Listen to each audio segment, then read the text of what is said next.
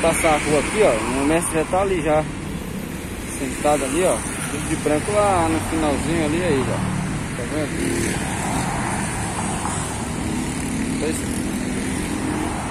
Só esperando ali pra gente treinar ali. Aqui é uma pracinha aqui, ó. Tem pouco mato, a gente treina aqui no meio da praça.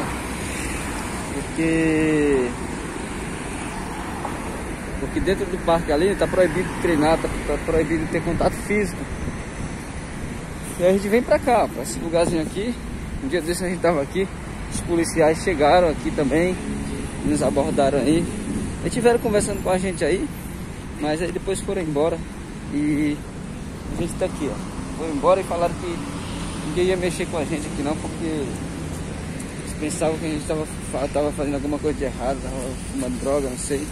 Mas é isso aí, galera. Deixa o seu like aí, compartilha aí. E tamo junto no canal aqui, chegando aqui, tá bom?